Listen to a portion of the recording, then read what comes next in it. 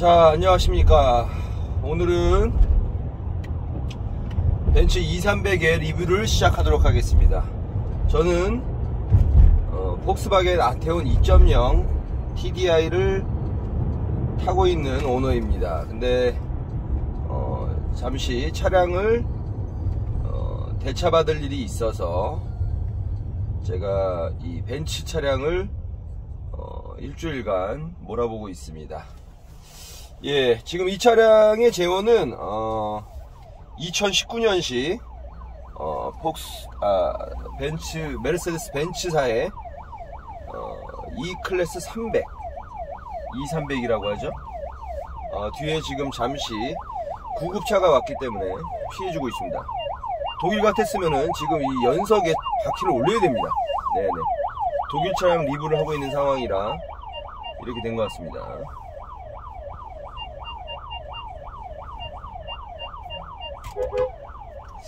자, 지금 조금 더 빼줘야 되는 상황이죠. 저는 지금 최대한 뺄 수 있는 대로 뺐습니다. 자, 어쨌든 간에 지금 이머전시 상황이 있었기 때문에 잠시 리뷰를 멈췄습니다. 자, 이 벤츠 E클래스 300 같은 경우에는 배기량은 직렬 4기통 2000cc고요 2.0 최대 출력은 245마력, 최대 토크는 37.7kg/m. 굉장히 그 2.0 중에서도 고출력을 자랑하는 그런 스펙입니다. 네. 아테온 차량과는 마력은 높지만 토크는 좀 낮게 되죠.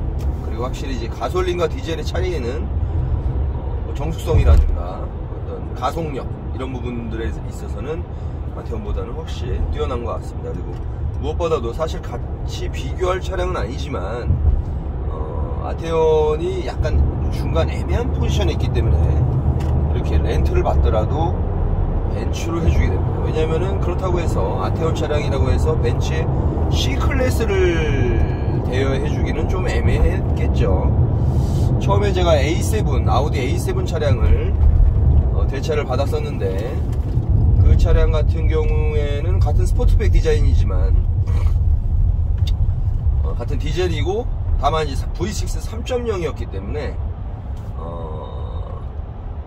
이제 동등 이상이겠죠. 하지만 연식이 상당히 오래됐기 때문에 제가 조금 열받아서 담배 냄새도 많이 날고 그래서 렌트카 회사에 요청을 했더니 이 클래스로 바꿔주겠다고 하더라고요. 그래서 제가 이전에 이번에 신형 새로 나온 2020년식 E250을 한번 타본 적은 있습니다. 그거 같은 경우에는 이 300과랑 내관은 거의 내 외관은 비슷하지만 페이스리프트 된 차량이기 때문에 겉에 전면 디자인과 후면 디자인이 좀 바뀌었죠. 근데 그거는 지금 국민 E클래스 제일 많이 팔린 차량 E300을 지금 아방가르드 모델을 하고 있습니다. 아방가르드이기 때문에 벤츠는 벤츠지만 이런 계기판 일체형 LCD가 아닌 이렇게 아날로그 타입의 타코메타와 속도계를 가지고 있는 방식입니다. 그리고 가운데 디스플레이만 이제 LCD로 풀컬러 LCD로 되어 있는 상황이고요. 핸들 같은 경우에는 이제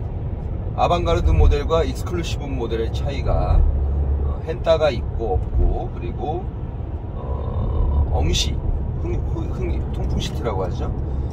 그 엉시가 있는 거 없는 거 차이가 있습니다. 그래서 사실 이쪽에 보이시는지 모르겠지만은 엉따는 있습니다. 근데 엉따는 3단계 조절이 가능하고 메모리 시트에 조속 메모리 시트까지 똑같습니다. 근데 하지만 여기에 R이라고 되어 있는 게 이게 뭔지 모르겠는데 라이트를 얘기하는 것 같은데, 어쨌든 이 자리에 원래는 통풍 시트가 채택이 돼 있었어야 되죠. 그리고 나머지 부분은 뭐 좋습니다. 하지만 이게 브라운 시트에 풀컬러 LED 앰비언트 라이트가 있고요. 그 벤츠만의 생증인 이 공조기의 모습이 상당히 제트기 엔진의 그런 모습을 상상하게 되는 그런 디자인입니다. 뭐 이런 가죽 느낌이라든가 이 부분은 이제 우레탄을 사용했지만 나름 가죽 같은, 그리고 문 같은 경우에도 이게 가죽 마감 같은 우레탄이네요. 하지만 손잡이 부분은 가죽으로 채택이 돼 있고요. 물론 이제 천연 가죽과 인조 가죽이 좀 섞여 있겠죠. 그리고 무엇보다도 벤츠 차량들은 이 폭스바겐하고 다른 것은 기어 레버가 쉬프트 레버가 없이 이 변속기 레버가 이제 우리 흔히 말하는 워셔액 쪽, 그러니까 오른쪽 레버로 되어 있고 헤드 쉬프트 장착되어 있고요. 이 차량은 2019년식이기 때문에 당시에 제 차 같은 경우에는 아테온 같은 경우에는 2019년식에 반자율 주행 기능이 들어가 있었는데 이 차량은 지금 이게 안 들어가 있네요. 제가 볼 때 아방가르드 모델이나 제가 아는 형님이 E클래스 아방가르드 좀 블랙 에디션이라고 해서 좀 고급 버전을 타시는 분이 있는데 그분은 헨따 엉따가 있고 오디오도 부메스터 오디오에다가 LCD도 풀 컬러 LCD로 일체형으로 되어 있습니다. 근데 하지만 이거는 이런 부분이 차이 나고요. 아시겠지만 아방가르드 모델과 익스클루시브 모델은 외관에서도 좀 차이가 납니다. 그래서 전면에 우리가 흔히 말하는 그 벤치마크가 이제 풀업 타입으로 되어 있느냐 아니면은 본닛 위에 바로 이렇게 마크로 붙어 있느냐 그 차이와 헤드라이트가 안개등 부분 전면 범퍼의 밑에 부분 라지에이터 그립 부분과 밑에 부분이 좀 다릅니다. 익스클루시브 모델과 지금 화면으로 나가고 있죠. 네, 후면 디자인은 같고요. 어쨌든 그런 차이가 있습니다. 그래서 저 같은 경우에는 아방가르드 모델보다는 E클래스급 정도 왔으면 익스클루시브로 가는 게 맞지 않나. 물론 약간 아재 분들과 약간 아방가르드 모델은 약간 젊은 층을 겨냥한 그런 모델인 것 같습니다. 하지만 옵션이 좀 빠졌다는 점이 좀 아쉬워서 저 같은 경우에 채택을 안 할 것 같고요. 자, 이런 디스플레이 같은 경우에는 아시겠지만은 지금 실내로 들어왔는데도 왜 라이트가 안 켜지죠? 시점이 늦게 돼 있나? 자, 어쨌든 간에 제가 오늘은 그러면 라이트를 켠 채로 운행을 하겠습니다. 그래야 실내 무드 등이 나오기 때문에.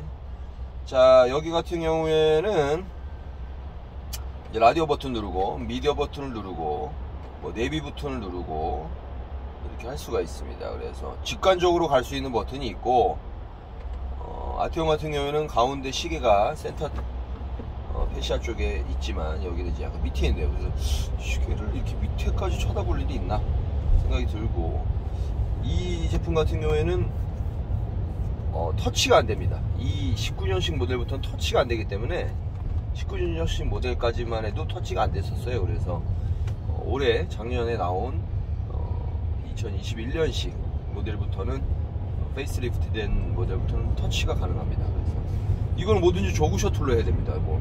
하다못해 라디오 채널 수를 하나 넘기는 것도, 그리고 주파수 하나 맞추는 거, 노래를 넘기는 것도 다 이렇게 버튼을 이 조그 셔틀 방식으로. 하지만 여기에 보시면 아시겠지만은 이게 또 라디오에 음악이 잘못 나오면 저작권 신고를 당할 수 있기 때문에 지금 음악을 상당히 줄여놨죠. 그리고 이 터치패드가 있습니다. 터치패드는 제가 일부러 꺼놨어요. 이게 상당히 운전할 때 걸리적거립니다. 제가 볼 때 이전 운전자도 이게 걸리적거려서 그런지 터치패드를 꺼놨더라고요. 그래서 이렇게 그냥 팔받침용으로 쓰고 있습니다. 그래서 아니면 이쪽 가죽 쪽으로. 그리고 제가 운전은 상당히 좀 가까이 하는 편입니다. 그래서 이제 목의 피로를 방지하기 위해서 헤드레스트에 목을 붙이는 편이고요. 등받이도 너무 눕히지도 않습니다. 그리고 시트 포지션은 제가 제일 낮추는 걸 좋아합니다. 하지만 이 차량을 적응하는 동안 조금 시트 포지션은 조금 높여놨습니다. 원래 차량의 제일 낮은 것보다는 좀 높여놨습니다. 근데 상당히 높게 운전하시는 분들이 있는데 저는 그렇게 하면 좀 피곤하더라고요. 확실히 낮은 차만 자다다 보니까. 그리고 백미러도 최대한 이 차의 바디가 보이게끔 백미러를 맞춰놨고요. 네, 그래서 지금 거의 한 일주일 정도 운전을 해보고 있었는데 확실히 급이 다르다. 벤츠는 벤츠다. 물론 이런 여러가지 아까 앞서 말씀드린 옵션이라든가 이런 실내 내부 옵션이라든가 이런 부분들은 아티온이 훨씬 뛰어납니다. 헨따도 있고 엉시도 있고 어떤 서스펜션 조절 부분이라든가 이런 부분들이 완전히 다릅니다. 예, 미세 조정까지 할 수 있는 15단 감쇄력 조정이 되는 제품인데, 이 벤츠 같은 경우에는 이 벤츠인데도 불구하고 모드가 스포츠 플러스, 컴포트, 에코, 그 다음에 인디비주얼이 있습니다. 저는 지금 인디비주얼로 주로 다녔고요. 저 핸들이 무거운 게 좋아서, 기본적으로 후륜 차량이라 그런지 몰라도, 후륜 차량인데도 불구하고 벤츠라 그런지 몰라도 상당히 핸들이 무거운 편입니다. 근데 상당히까지는 아니고 좀 무거운 게 좋습니다. 그래서 핸들은 이렇게 약간 스포츠 모드 해놨고, ESP는 스포츠 모드, 그리고 엔진 동력 쪽은 컴포트로 하고 다니고 있습니다. 그래서 노말 모드가 없는 게 조금 아쉬웠습니다. 저 같은 경우에는. 아테온 같은 경우는 노말 모드가 있기 때문에 평소에는 제가 노말로 다니다가 시프트 레버를 당기면 스포츠 모드로 변동되기 때문에 잠시만 차를 빼겠습니다. 자, 지금 출근길 리브다 보니까 이쪽 차선이 비어 있어서 가다가, 하여튼 저기 지금 2.0 이 가솔린 모델의 비교 시승기를 하고 있는데요.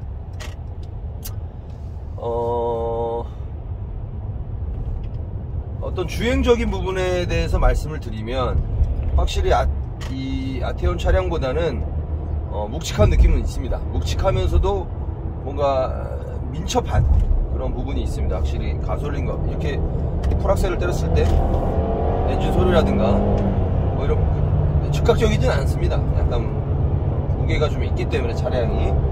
그래서 하지만 그 어떤 반응 속도는 아테온보다는 좀 떨어져도, 토크감이나 이런 부분은 떨어져도 어떤 순간 가속력이라든가 어떤 주행 안정성은 확실히 뛰어납니다, 벤츠가.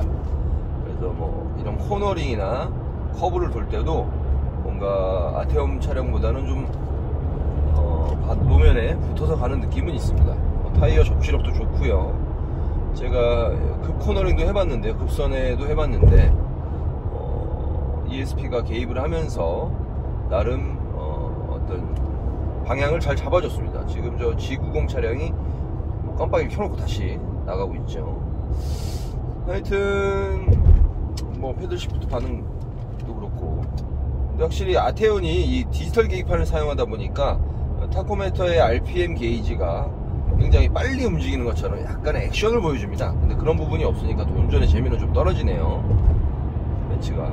하지만 저 뒷모습이 저 모델이죠. E300, 아주 국민 E클래스입니다. 국내에서 가장 많이 팔린 수입차 E클래스 300을 리뷰하고 있습니다. E클래스 같은 경우에는 굉장히 트림이 많습니다. E220D부터 디젤 차량 E300, E350, E400, E450까지 있습니다. 그래서 450 같은 경우에는 제가 알기로는 고성능 3.0 엔진을 탑재를 하고 있고, 350까지만 2.0 엔진을 탑재하고 있습니다. 그래서 요즘은 다운 사이징의 어떤 유행이 있기 때문에 제가 볼 때는 2.0으로도 충분하지 않나, 이 클래스는. 네네, 2.0으로도 충분합니다. 아우디 A6, 벤츠 E클래스, BMW 5 시리즈 같은 경우에도 전부 다 2.0을 채택하고 있기 때문에.